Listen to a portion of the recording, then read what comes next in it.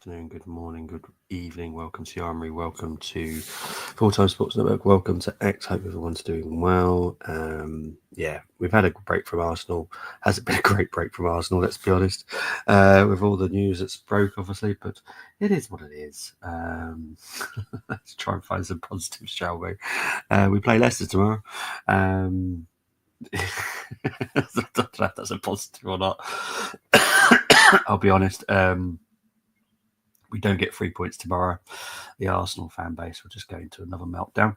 And rightly so, to be fair, because it's been an absolute nightmare, isn't it? Let's be honest. But we have to just keep on plugging away and hopefully try and get the 3 points tomorrow. We should do. We should get the 3 points, but you never know. Football's football. The Premier League's the Premier League, and, shocks happen. Shocks happen a lot. Do I feel that we could step up? Probably. With no striker, it's very possible. But yeah, hope everyone is doing well. Big up to Chris saying, big up, mate. Hope you are well. Hope you're doing well, my friend. Chris, actually, it's a good point you were in, actually. Sorry, this is going to get into a different conversation again. The McLaren, is that the livery that they're going with? I don't know how you'd want to describe that, like a tiger. It's pretty cool if it is, but obviously I've seen the car, but I don't know if that's their actual livery. If you could let me know, that would be lovely. Thank you. Big up to Michael saying, hi, Bobby. Hope all is well under the circumstances. Thank you ever so much, Michael. Hope you're doing well.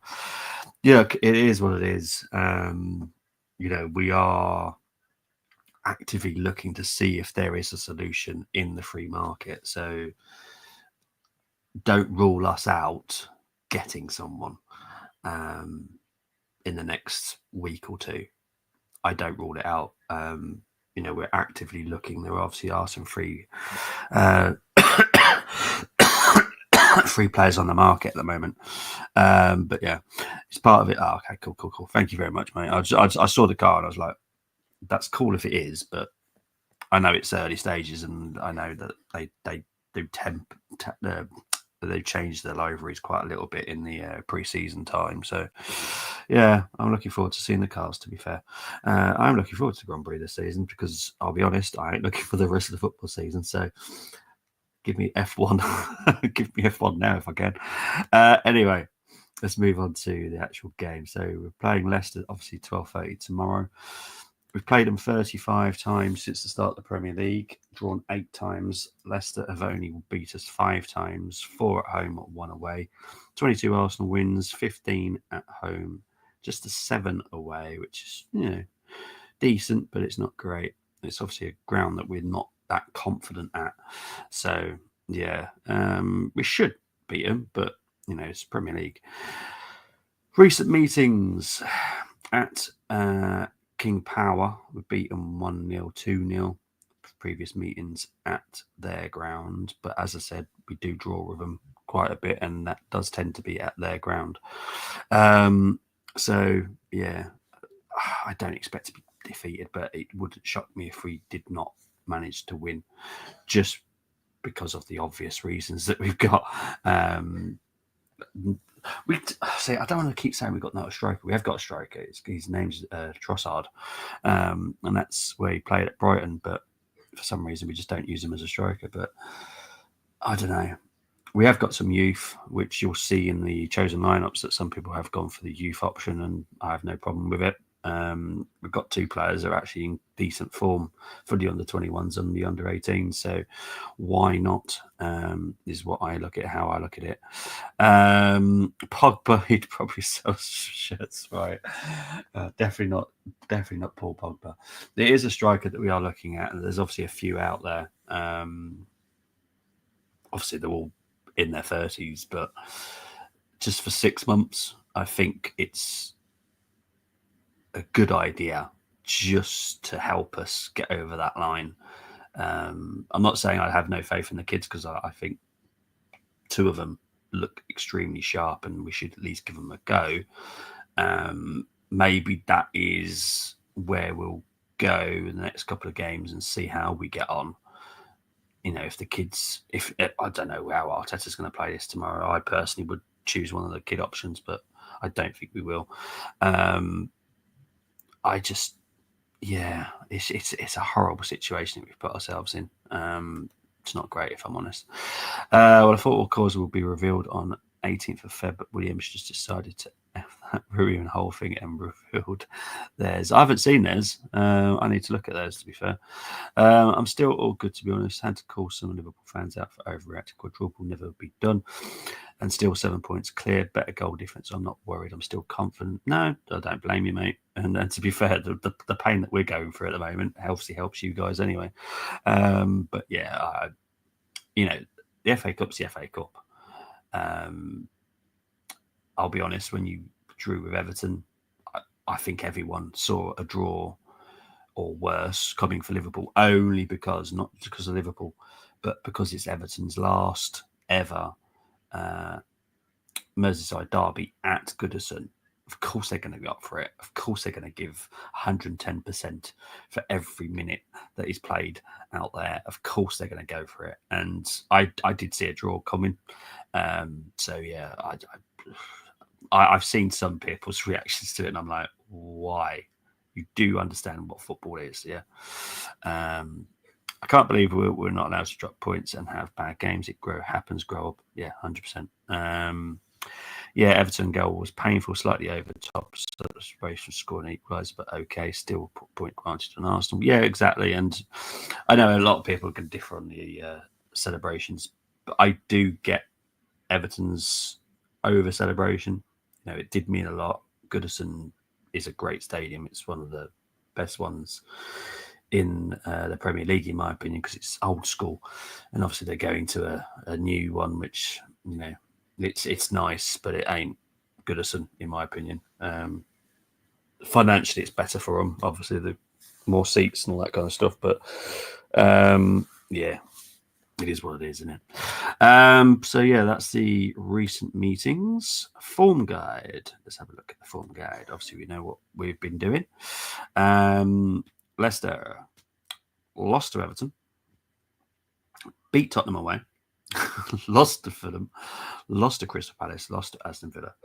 So what you can kind of take from that is it's kind of a very mixed bag, isn't it? Most teams are beating Tottenham, in all fairness, at the moment. So, yeah, it's a weird one, isn't it? Let's be honest. I still do think that Leicester don't have enough to stay up, if I'm honest. I think these are one of my favourites to go down. For me, it's Leicester, Southampton are gone. I think that there's one more place still up for grabs at the moment. Massive pressure still on Arsenal away to team fighting for lives. Ugly 12:30 game. Yeah, 100%. I'll be doing watch along as a neutral, as I'll always do. Not going to be cheering Leicester. Who cares? Nah, don't blame me, mate. Obviously, I know you're doing watch along. Obviously, I'll be doing watch along as well. But yeah, please do subscribe to Chris as well. He is a Liverpool fan, Carlisle fan, darts fan, Tiddlywinks fan, F1 fan, boxing fan. But yeah, do subscribe to Chris, please. That would be appreciative. Thank you very much. Right, let's move on.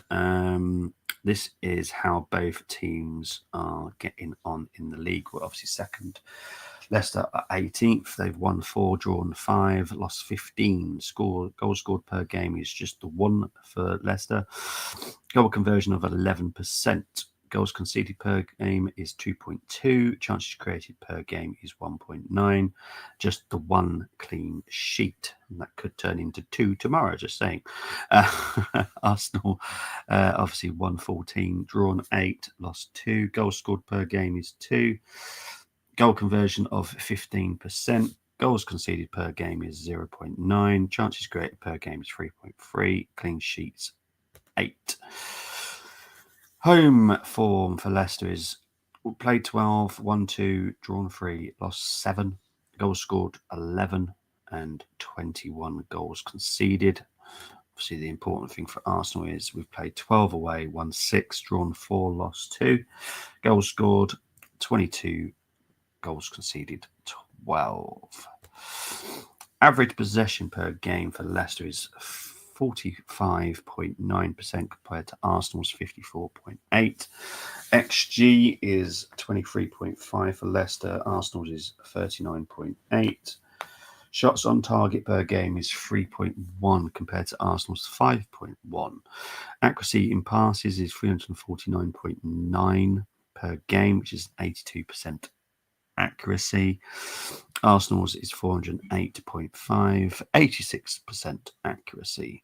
Accuracy in long balls for Leicester is 19.6 compared to Arsenal's 18.1.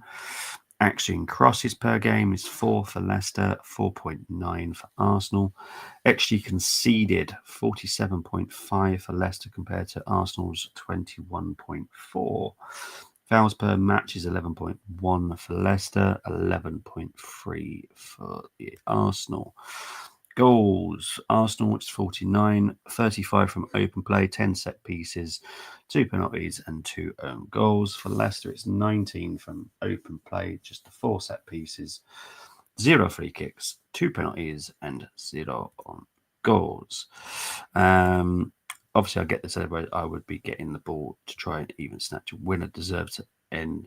Didn't expect many goals. Yeah. Brentford was annoying against us. Quick free kick for their goal. Thank Lord his goal was offside because he's Carlisle scored last season. Wanted a stinker from him, but just against Liverpool. Yeah, I get that. Yeah, I totally get that. It must be painful for you because obviously you got to hate him, but you can't at the same time. I feel sorry for Mark Hughes. Played well at Newport, but got no goals. No one who could score at Blackpool Amusements. Well, maybe you need to go in the free market as well for a striker, not just us.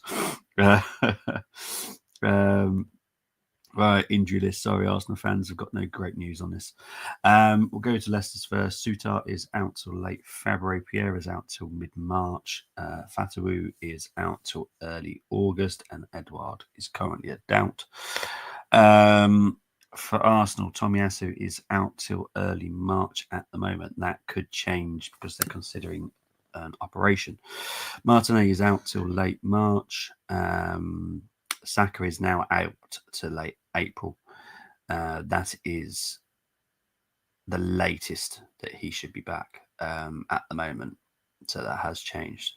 Jesus is out for the season, and Havertz, he is out for the season, but he's also back late July. So he's not even come back for pre-season at the moment. So that's not even good news there. Carlisle versus Colchester tomorrow. We're at home. Our home form is last chance saloon, really, and we've been terrible at home for 2 seasons. I will let you have the win there, mate. Obviously, that is my home team. But yeah, I'll let you have the win for that one. Right, let's move into my 5 to watch for Leicester.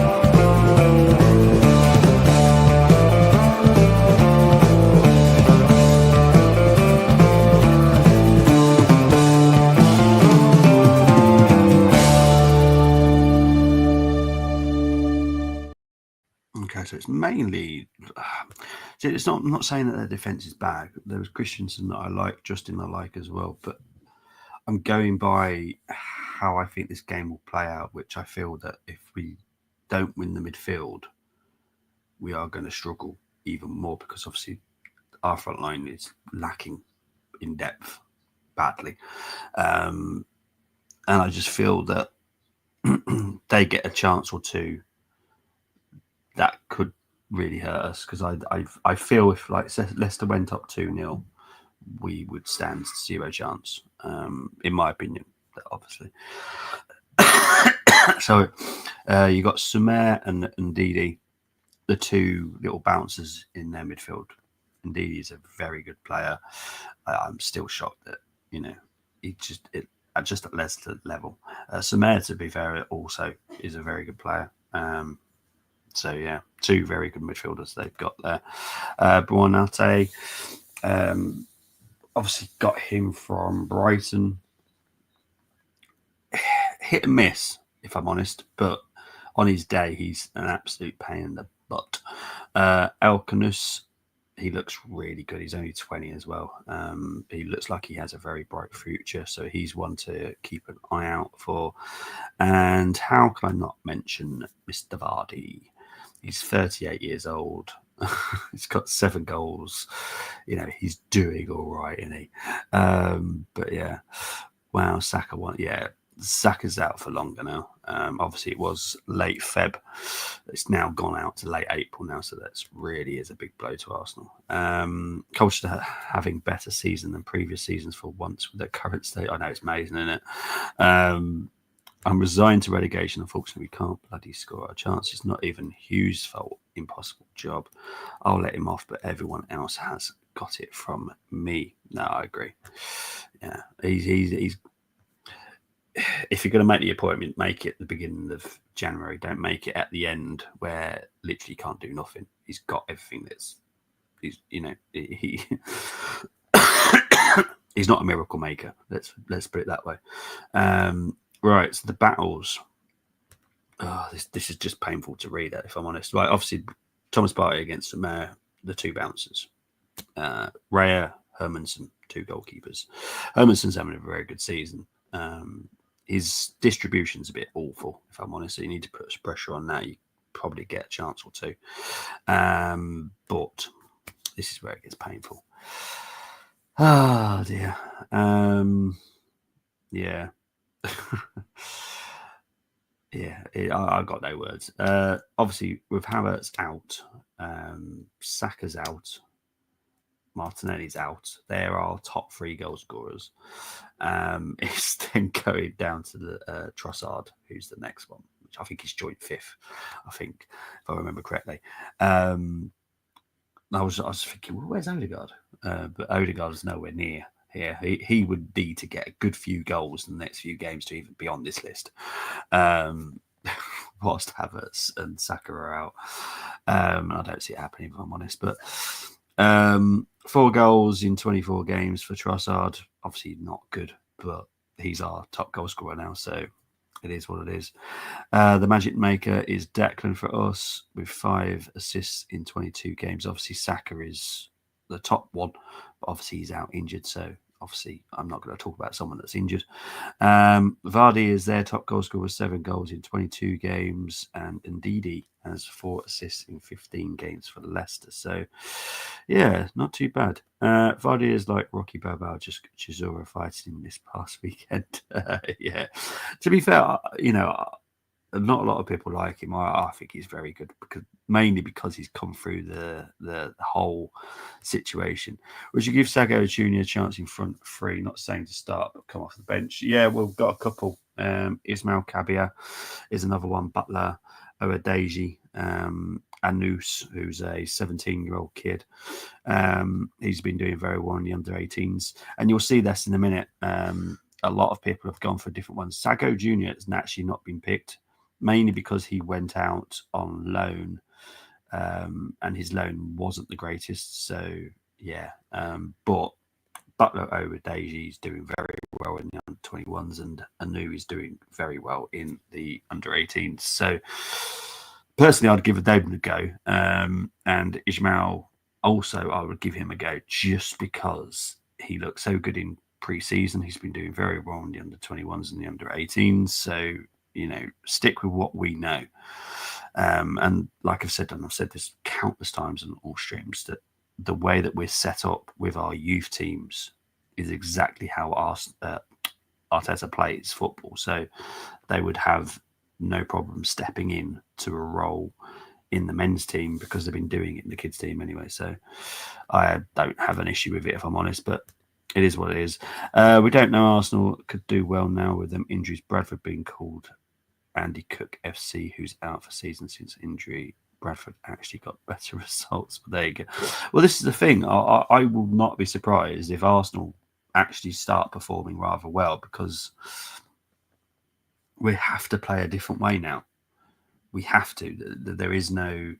Arteta can't control this anymore because he's lost the players that he trusts to play a certain system.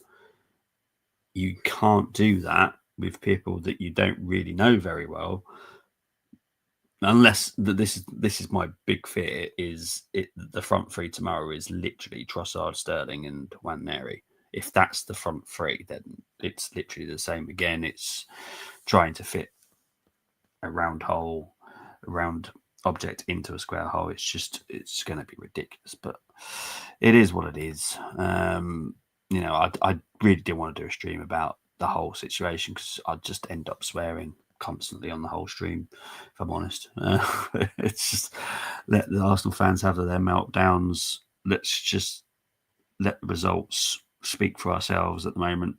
This is where tomorrow we have to perform, and we have to perform for the rest of the season, because if not, I think even the most Arteta in people will start to turn on him.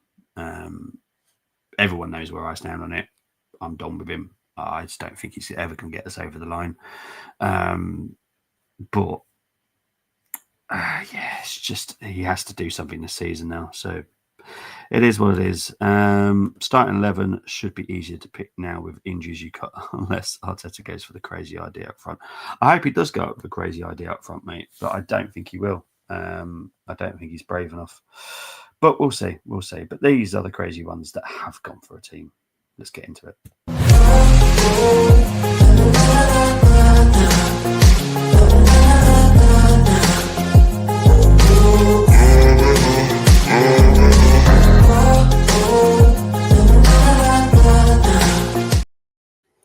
Okay, so we'll just start with the first team of Raya, Timber, Saliba, Gabriel, Lewis, Kelly, Partey, Rice, Odegaard, Nwaneri, Sterling, Trossard. This is kind of what I expect from him tomorrow, and if it's this team, I'm fine. I don't know how much of a score I can give it to.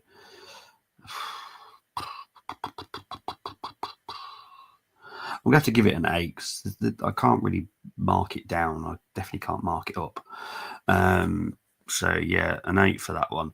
Next team, Raya, Timber, Saliba, Gabriel, Lewis, Skelly, Partey, Zinchenko, Odegaard, Butler, Owadeji, Nwaneri on the left, Trossard.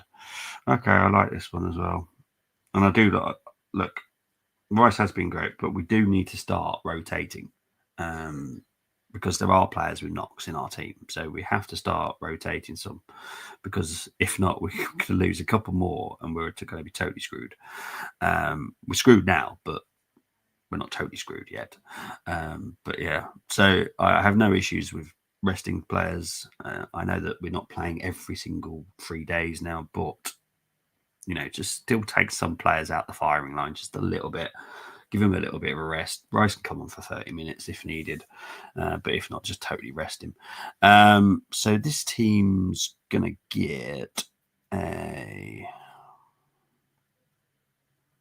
You know what? I'm not even going to downscore it. 8. I've got no problem putting Nathan on the right. Ethan would be on his strongest side on his left. Yeah, I'm going to give that an 8. Got no issues with that. Next one, Raya, Timber, Saliba, Gabriel, Tierney, Partey, Rice, Odegaard, Sterling, Nwaneri, Trossard, 8 all day long. Next one, Raya, White, Saliba, Gabriel, Timber, Partey, Rice, Odegaard, Nwaneri, Sterling, Trossard. Again, no issues with that. White's fit now, so why not? So that gets an 8. Next one, Raya, Timber, Saliba, Gabriel, Lewis, Kelly, Partey, Rice, Odegaard, Sterling, Nwaneri, Trossard. Yeah. I think there's literally just some changes on who plays on the left and plays on the right, I think, some of these. So that gets an 8. Raya, Timber, Saliba, Gabriel, Tierney, Partey, Zinchenko, Odegaard, Nwaneri, Sterling, Trossard. Again, 8. I've got no issues with these people. Well, this is good. Raya, Timber, Saliba, Gabriel, Tierney, George. Okay. Zinchenko, Odegaard, Nwaneri, Cabia, Butler, Owadeji. Okay, this is nothing to do with the front three. I've got no major issues with that, because why the hell not? I'll be honest. I just basically put a midfielder up to Mikel now with the front three. But Jorginho there does bother me. So that gets a 7. Raya, Timber, Saliba, Gabriel, Calafiori, Partey, Rice, Odegaard, Waneri, Lewis, Kelly, Trossard. That's an 8. Got no issues with Lewis Kelly trying to play it. If the fact that he can do the left back position very well, I can't see why he can't do the left wing position very well as well. He looks very good in the final third as well, to be fair. Raya, White, Saliba, Gabriel, Timber, Partey, Lewis Skelly, Odegaard, Waneri, Cabia, and Anus. That's an 8. Yep, got no issues. Oh, Jesus. Raya, Timber, Saliba, Gabriel, Lewis Skelly, Jorginho, Zinchenko, Odegaard, Sterling, Cabia, and Anus. 7. Just Jorginho, I don't like it. The final one, Raya, White, Saliba, Gabriel, Timber, Rice, Lewis Skelly, Odegaard, Waneri, Sterling, and Trossard.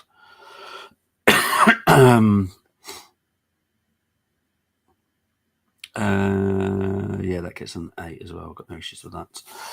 All good, all good, all good. Right, so before we move on to this challenge, which is obviously what we'll come up here for, let's have a look. Do you think he actually has to change the formation now? 3 up top leaves him with nothing on the bench, so I feel he might pack the midfield with Truss as the false 9. I've heard a lot of this, Michael, to be fair.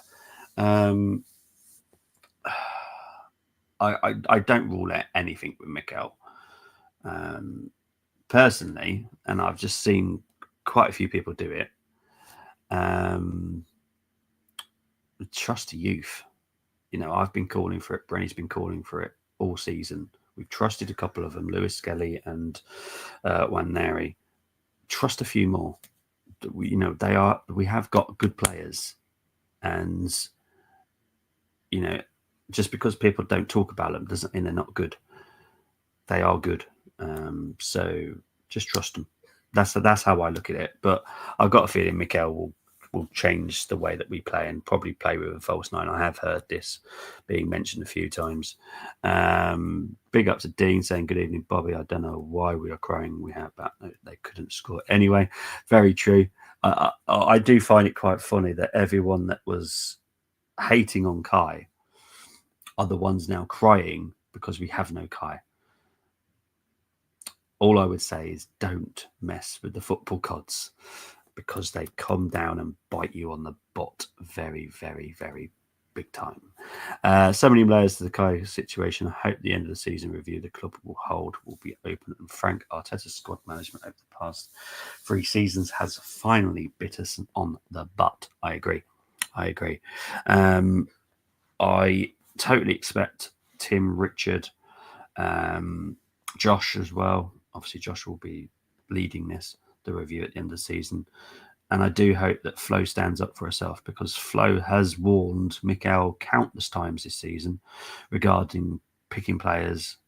I mentioned something happened, I think it was October, November time. Tommy came back for a game, came off the bench, nowhere near fit. He shouldn't have been on the bench. And we never saw him again because he got injured again from that little sub-experience. Now, Flo does warn Mikel, don't pick certain players, but obviously at the end of the day, Mikel is the coach or the manager. So it's his decision. Sorry for Flo, because obviously she's getting a lot of flack because everyone just thinks it's all just blame the medical team. What I will say is that injuries are happening at every single club. This is something that has to be looked at by FIFA and UEFA and the Premier League, understanding why the players are reacting the way that they are to certain situations. Obviously, playing every 3-4 games, players are breaking down, not how they used to. Like many years ago, we're still playing those games, but the players weren't breaking down as often and weren't getting as injured as often. Now they are. There's constantly Kanji's out for X amount of time now. Talking about Tottenham, Radu's out for, he's done his ACL. So there's so many different injuries happening at every single club. It's not just ours. I do hate the Arsenal fans that just go, oh, we're so unlucky. every single club has injuries. Every single club, I guarantee, if I looked at the injury list for every single club, they've all at least got 1, 2, 3 minimum. But yeah, Chris has got picked his own team. Raya, Timber, Saliba, Gabriel, Tierney, Party. I know you missed out Rice. Yeah, that's an 8 all day long, mate. I won't be against a young front three for you lot. To be honest, fresh legs, they play with freedom. I'm thinking of Timber, Tierney, and the midfield playing passing behind with use. Yeah, 100%, especially up against FaZe. Everyone knows how much I think he's an awful defender. And he is. He has the odd occasional good game, but majority of the time he is an absolute calamity as a defender, in my opinion. What are your thoughts on going away to Dubai? Sports Science have said absolutely bad idea. Going from hot to cold ain't good for muscles and hamstrings. I look at it from a business point of view, and business point of view, we have earned a lot of money out of that. So business point of view, great. It didn't really take the heat off us due to the fact, obviously, Kai got injured. So if that was the plan, that really backfired. But yeah, I don't agree with the going from cold to hot. Obviously, for us, it has dealt us in a good way beforehand. But that's not guaranteed it's always going to work out that way. We have worked on some new set pieces as well. So Hover's had some time to try and deal with something. We've got a couple of other ideas that we're going to see if we implement into the final part of the season. So we'll wait and see. But I do agree with the going from cold to hot. It affects everybody. But yeah, I was shocked to see Slot sent off. Made me laugh, to be honest. For once, lost his head. Yes, and you know what I like about him is he came out and said, I did lose my head. Where all the Liverpool fans, not you, mate, because I know you, but all the Liverpool fans on social medias were going, "Oh my God, we're treated so harshly." But when Arne Slot actually comes out and actually goes, "Oh, my hands up here, I cocked up," I don't see any of those Arsenal fans, Liverpool fans coming out and going, "Oh, sorry, we got that wrong." Don't see that though. Yeah, that's the problem with football fans, unfortunately. Always wait to see what the manager says first. That's what I always say. Anyway, let's move on to the challenge, and then we'll do the predictions.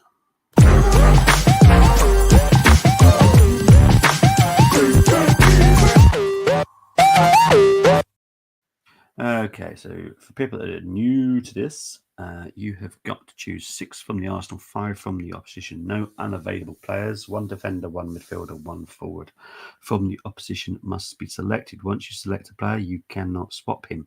Formation of the home team is always selected, which is a 4-2-3-1 for Leicester today. No former players present, squad only. Why I'm still confident in Liverpool in it is as much as we could drop points next few games coming up. Just look at Arsenal injuries and not same Arsenal from last 2 seasons. Both will drop more points, 100%. 100%. We are not winning tomorrow, right? Big up to Tim. I don't care what our point is, only that counts. Yeah, exactly. That's the important thing for you guys, isn't it? And I'll be honest, it wouldn't surprise me if you did it against us. I'll be honest. So yeah, let's get your teams in and we'll score them. Now you will be up against 2 other people, Tim and Iowat, who have taken part. Now I'm going to score Iowat first. They have gone with Hermanson, Timber, Christiansen, Saliba, Gabriel, Party, Rice, Ayew, Trossard, El Canus, and Vardy. I think the top score you can get on this, to be fair, I don't feel that you can get. I don't want to mark too high. I'm going to go with an 8, only because Leicester have got some decent players. You can probably get a good enough squad. that gets you an 8, but I feel that 8's the max. I think that might be a bit too kind, but I'm going to go with an 8. So Iowa is going to get a 7. Not going to explain why, but there's someone there. I still don't understand how on earth he still plays in the Premier League. If I'm honest, he's not autofoul, but I just I just don't get it. But a lot of people like him, and that's fine. We'll move on to Tim's. He's gone with Hermanson, Justin, Lewis, Skelly, Saliba, Gabriel, Partey, Rice, Buonate, Waneri, Alcanus, and Vardy. Now this one's better. So I'm going to give Tim's an 8 and Iowa gets a 7. I think that's the best way I can put that. So yeah, let's move on. Let's have a look. Oh, jeez, Temmie, what are you trying to do to me, mate? My Arsenal foul challenge team: Runnison, Neto, Jenkinson, Mikael Sylvester, Giroud, Zinni, Danielson, Karlstrom, Torreira, Gervinho, Park Ju-young, Joel Campbell, title-winning team. Temmie, your nightmares must be absolutely horrendous because that would give me a nightmare. Was just heat moment thing, to be honest. If I was a gaffer, I'd be saying to everyone, keep heads. Yeah, exactly. McAllister was clapping our fans doing chin-up. Just as so classy, that player winner's mentality. Miteta ran all his attackers into the ground with defensive duties. Yeah, it wasn't right from Decore. I actually agreed with Jones on that one, to be honest. And after that, I don't care with everyone getting reds for fun of it. Yeah, it was absolute. Obviously, you've got to say that Michael Oliver was an absolute plonker, but yeah, at the end of the day, this is where he lost it, was the fact that he obviously forgot it was the last Merseyside derby at Goodison. It was going to be feisty. Let's be honest, we all knew this. So you have to have kind of changed the criteria of what is yellows and what is not. You have to change that because, you know, if you did it compared to another Premier League game, there would be 20 red cards, easy. John Kroenke and his dad couldn't step into January to rescue. Now we'll. Well, this is the thing. The money was there, and for some reason, Arteta just was not keen on. Look, we tried to get Watkins, but Villa weren't willing to sell for less than what they were asking for, which is, you know, their choice. We obviously don't want to spend as much as what they wanted to sell him for, and that's fine. You know, that's football negotiations. Arteta didn't want 2 players that were offered to him. That's his choice. You know, it is what it is. Does he regret that now? Probably. But you know, you can't look into the future and go, oh yeah, Havertz is going to get injured. Obviously, in his head, no one's going to get injured, and because that's the best solution. But yeah, Chris shouldn't be even worried about drop points at this stage. No one is catching up. I guess it's Calafiori up front and Tierney at left wing then. Because I've heard so many craziness regarding this, is, you know, picking Mikel Merino up front, and I'm like, why? Have you seen him strike the ball? He's awful. I'm not looking forward to tomorrow's team, I'll be honest. Obviously, I'm doing the watch long, so, but yeah, I can't say I'm looking forward to it. Chris has gone with the challenge. Well done, mate. Raya, Timber, Saliba, Gabriel, Justin, Partey, Cody, AU, Elkanus, Trossard, and Vardy.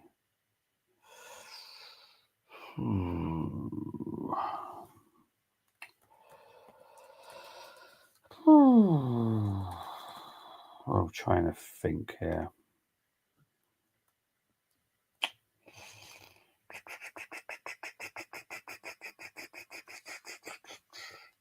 Seven, mate.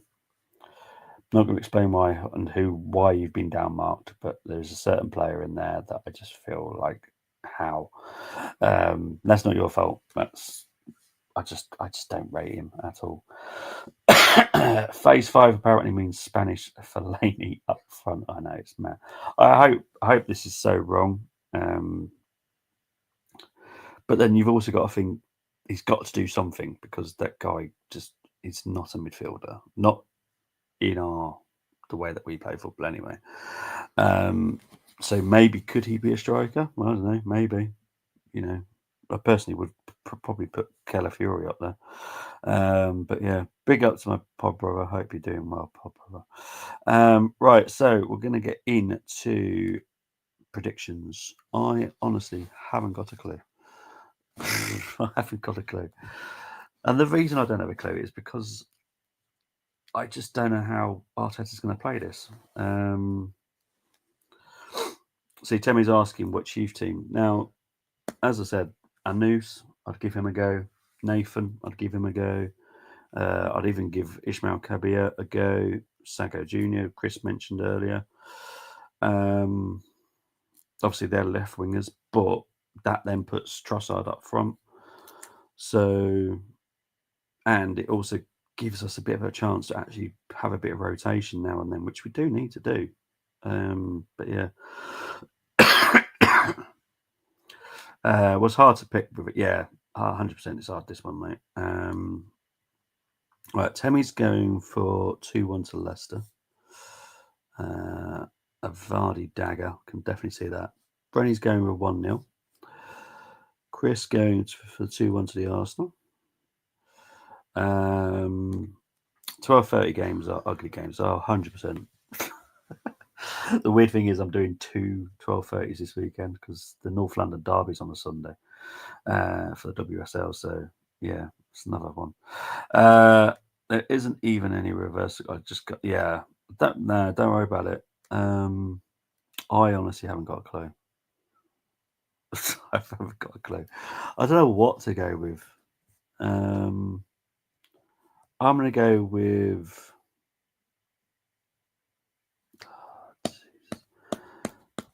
The thing is, I don't trust Arteta to pick the right solution. That's what I don't trust. I think Leicester will score. I actually think they might score 2.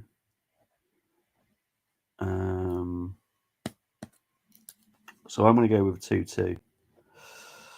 I'm going to go with 2-2. These are games Arsenal drop points in. Yeah, we do awful, mate. Look, I hope that we've come back from Dubai rejuvenated and ready to kick on for the rest of the season. I just don't believe it right now. That's my scary part, is I just don't believe it. Now, if I knew that Mikel would dip into our youth academy and pick Nathan, pick Ishmael, pick Anus, I'd feel a bit more confident. I don't think he's going to do it. I think Nathan will be on the bench. I have no doubt about that. But I just don't know. My front three that I think he'll pick is Sterling, Nwaneri, and Trossard. I just don't think he's going to go too crazy or out there. If I see Marino anywhere near that team, I'm going to cry. So yeah. May work last 2 seasons. Don't see it working this season. No, probably won't. I feel drop points earlier in season will bite you in the end. I think title will be done by the time. Yeah, I think so. Nathan can break into the team at 22. What I would say about Nathan is, now he's had a few loan spells which have not really panned out very well for him, but he's doing very well in the under-21s this season.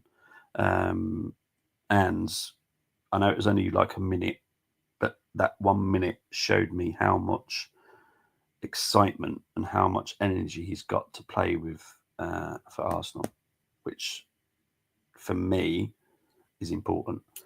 So I would give him a shot. Some people develop at all sorts of weird ages now. It's not necessarily 16, 17. Nathan has looked the best he's looked in years. Now, he's had some awful loan spells, and I'm sure he'll agree to that as well. But he just looks different at the moment. Now, he was going to be sold back in January, but obviously we had to keep him because we didn't get anyone in. And I do believe he'll probably leave at the end of the season. But whilst he's still ours, let's just go for it. Arsenal are that person who only got one finger on. Yes, 100%, mate. But guys, that's it. Thank you ever so much. I will be back tomorrow. 12:20. I think I'll set up the stream. And there will be reaction tomorrow as well. And then I'll be back on Sunday to do the North London Derby as well. So yeah, busy weekend.